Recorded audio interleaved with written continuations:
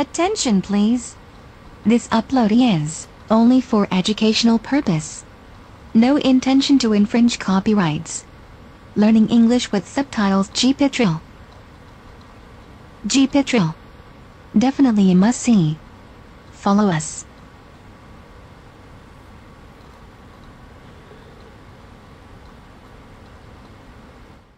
Ordinary homes, extraordinary happenings. Living with the dead. Britain's most haunted houses go under the spotlight as our crack team of psychics go face to face with the evil that lurks within. Leave my house! Sensitive Johnny Fiore, exorcist Ian Lorman, and paranormal investigator Stephen Griffiths embark on their spine-chilling quest to get rid of uninvited house guests. Coming up. I can feel his... Oh my God, yeah, I can feel his presence now. I find it hard to breathe in this room. Not a nice room at all. Freddie seemed to have gone into some sort of trance or been taken over or something. You just want to see the proper Freddie back. Leave me alone! No! Leave me! No! Leave me alone! A series of spectral blurry images. Living with the Dead with ITFC audio description. This episode, Possession. A sign reads, "Welcome to the village of Mappleborough Green."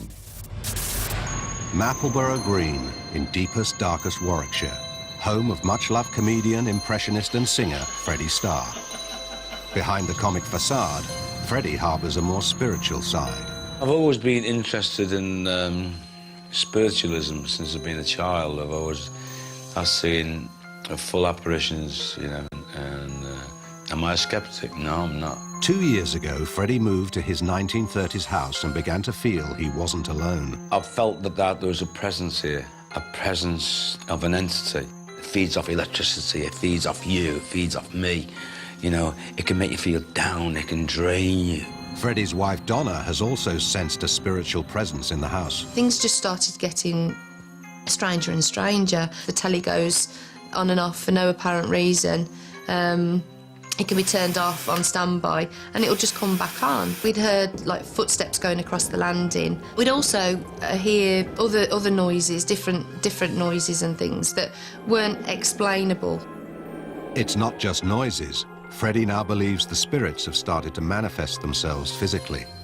A friend of my wife's was coming in and she said, "Oh, there's Freddie up there." And when she come into the house, I wasn't even in the house, I was out. She said, honestly, I definitely saw you, Freddie. I definitely saw you. I said, well, I wasn't here. You know, she said, I know. I just looked up at the house and I saw a body, a face like yours, up against the window. You're standing back against from the window, yeah? And what Freddie and Donna initially thought was a harmless presence has gradually become more and more malevolent. I was in the kitchen the one day, just chopping vegetables or something, and I felt this hand, and it was like a full hand, just push me in like the side of my back. So does Freddie have any idea who's making his life such a misery? I would say, from my own psychic ability, that he's not a very nice man at all. Not a very nice man. He's very Victorian in his ways and his ways of thinking. Freddie also believes he's discovered the name of this dark spirit. George is the #1 culprit in the house. So we'll call him George, the spirit. Do you know what he did? It's God's honest truth. He threw me out of bed. Actually, threw me bodily out of bed. And at the time, I weighed 16.5 stone. More recently, Freddie has attempted to make contact with George. Me and Donna were downstairs and I felt him in there. And I says, quick, get the EVP machine so I can pick his voice up, you know?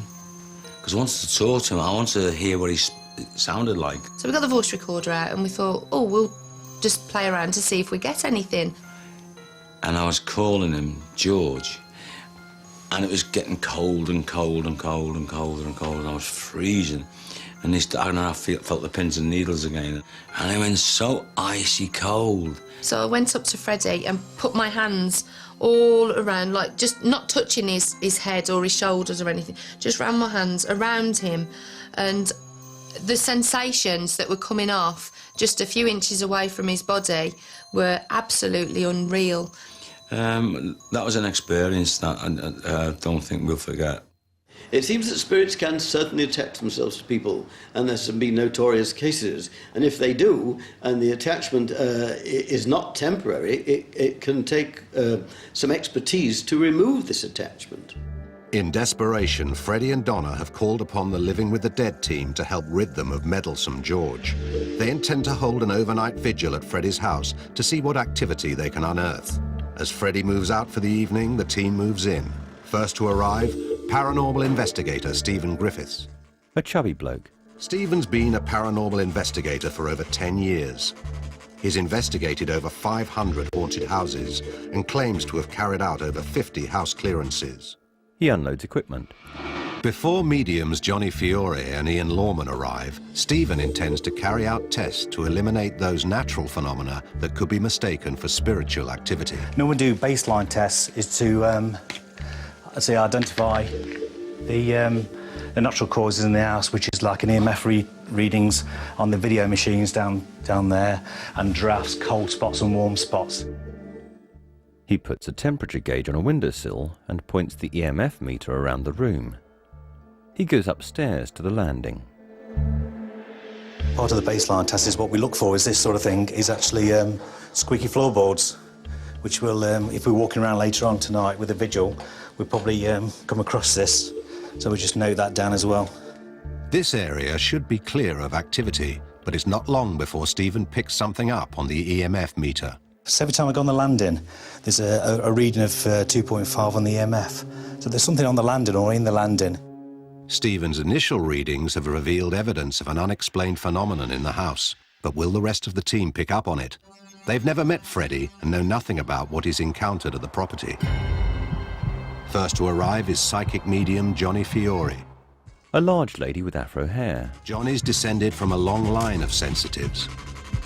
In the past, she has investigated over 100 homes for paranormal activity, and she believes she's cleansed 25 of those. Johnny walks up to the front door and holds up her left hand. Johnny says a prayer before she enters the house. Johnny enters the house. She is captured on grainy black and white night vision film. My heart's beginning to beat a little faster. A lot of energy coming off that door. Soon after entering, Johnny is joined in the house by Ian Lawman, psychic investigator and exorcist. Ian has been an exorcist for over 10 years and is the most experienced of the team, with over 1,000 homes investigated for spiritual activity. He's a pale bloke with a shaved head and a stubbly chin. He enters the house.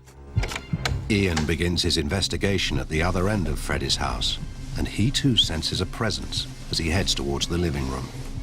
I feel really nauseous in this particular part of the room. Quite sad, very emotion. Got a lot of emotion building up, particularly here. Johnny breathes deeply. I find it hard to breathe in this room. Recorded on grainy black and white night vision film, Ian looks around in the dark. Definitely being followed. There's like a heartbeat on the opposite side of this wall. Hello? Just heard a noise in this corner over here. We'd heard like footsteps going across the landing. You hear that? Did you hear that? We'd also hear other noises, different noises and things that weren't explainable. Johnny's eyes dart about. Look at that. It's just a small energy. It's just run straight out again. Okay, I need to go above. There's something above. Ian is drawn to Freddie's bedroom, the room where Freddie says he was thrown from his bed. Oh, a real strong smell. On the stairs. I mean, obviously I can smell cigarettes in the house, but it just smells a lot stronger than that. He walks into a room, stops and looks around.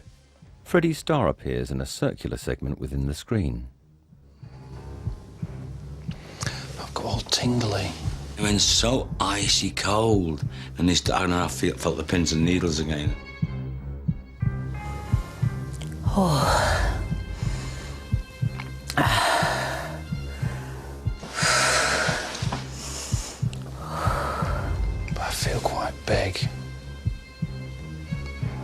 tall and stocky. Could Ian already be sensing the presence of George? Not a nice room at all. He's not a very nice man at all. Not a very nice man. Unnerved. Very uncomfortable house. Coming up, Ian, Johnny and Stephen spend an uncomfortable night at Freddie's house. Oh my God. Face is changing. And Freddie meets his match. What do you want from Freddie and his family? I want him!